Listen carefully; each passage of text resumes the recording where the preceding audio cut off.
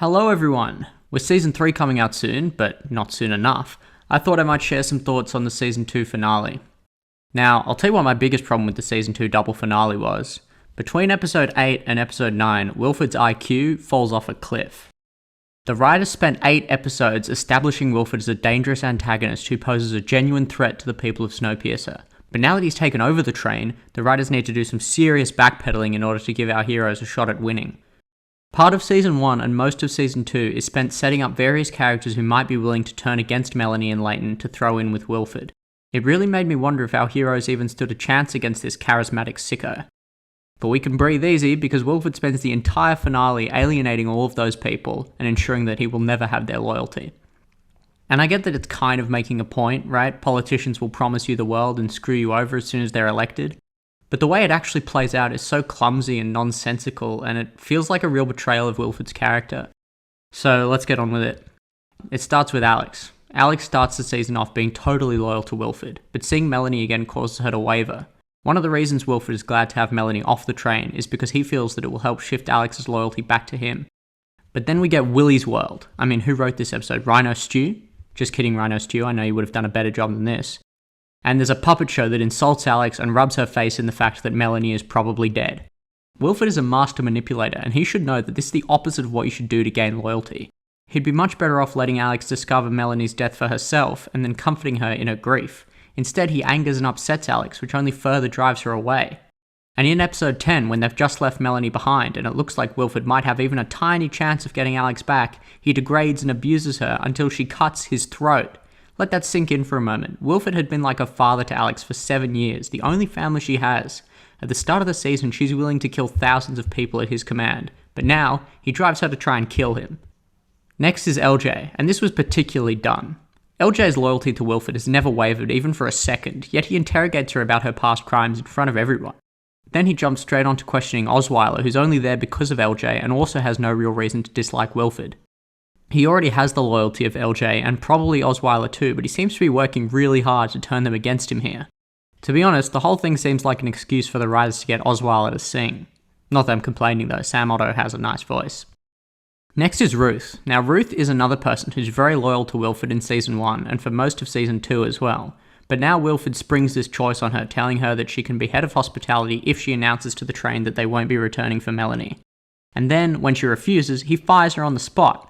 And that bit does kind of make sense. He can't let her disobey him in front of everyone and get away with it. But also, he shouldn't have asked her in front of everyone in the first place. Especially not in front of Kevin, whose loyalty is already hanging by a thread. I spent most of Season 2 just assuming that Ruth was going to go over to Wilford's side, but because of this ultimatum, she ends up in the swamp beside Wilford's worst enemy. Next up is Till. Now, my biggest question with Till is, why is she still alive? This is probably the best demonstration of Wilford's intelligence dropping from one episode to the next. At the end of episode 8, Wilford did the right thing with Roche and Leighton. They were decidedly against him and influential enough to create resistance, so Wilford crushed them without martyring them. Now during episode 9, Till makes it pretty clear that she doesn't like Wilford and that she's still loyal to the resistance. Moreover, she doesn't have as much influence as Roche, Leighton or Ruth, so Wilford could probably get away with just killing her. But he doesn't. What does he do instead? He tries to win her over? At least, I think that's what he's doing. Honestly, it makes no sense. He offers her the role of his moral advisor, and then instantly ignores her advice, and this is the dumbest thing he does in my opinion, executes the assassins who killed the breachmen. Why? These people have already tangibly demonstrated their devotion to Wilford. Wilford is thinking about culling people who aren't valuable, but nothing is more valuable to him at this time than the fierce loyalty these people displayed. And he kills 6 of them, 6 people who are loyal to him, to impress one person who never will be. And some of those people were from First Class. That's going to create ripples. First Class should be the people whose loyalty Wilford can count on the most, but now, even they have a reason to dislike him. Now, some of you are going to remind me that Wilford already killed the breachmen who were also loyal to him, and ask me how this is any different. And the difference is that killing the breachmen was an integral part of his plan to get the train back. But now he has the train, and killing these people really serves no greater goal. Even at my most accommodating, I can't think of a single way this makes sense. Next on the list is Javi. He's always been a likely candidate for Wilford's loyalty. We know he hated lying to people in Season 1, and in Episode 8 of Season 2, it's revealed he wasn't even part of the decision to leave Wilford behind. Also in that episode, Wilford is kind to Javi in order to annoy Ben. Javi is perfectly primed to be a Wilford loyalist.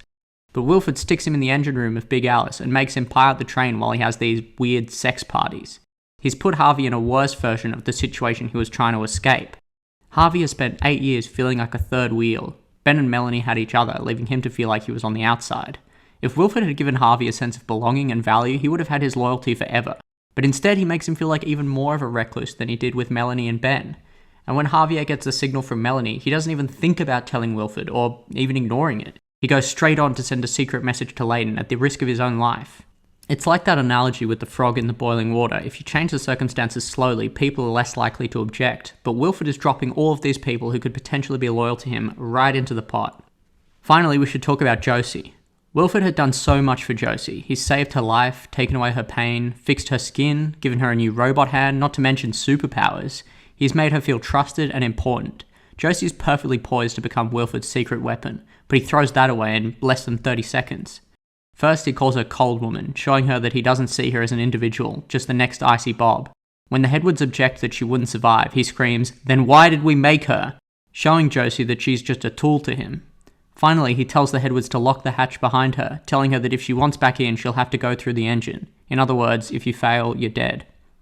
Now, I genuinely think that, like these other characters, Josie had a real chance of becoming a Wilfred loyalist. If he had asked her nicely, she might have done what he ordered. You can see her leap to attention when he speaks, and the surprise on her face when he mistreats her.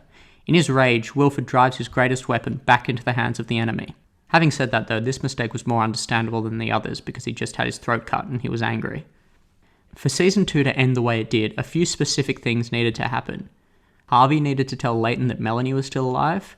Ruth needed to be put in the swamp so she could help Leighton escape. Alex needed to run away from Wilford so she could join with Leighton and tell him about the aquarium car. Till needed to take Audrey hostage, and Josie needed to betray Wilford and breach the aquarium car. And none of those things could have happened if Wilford had acted like someone with a brain in the final 2 episodes.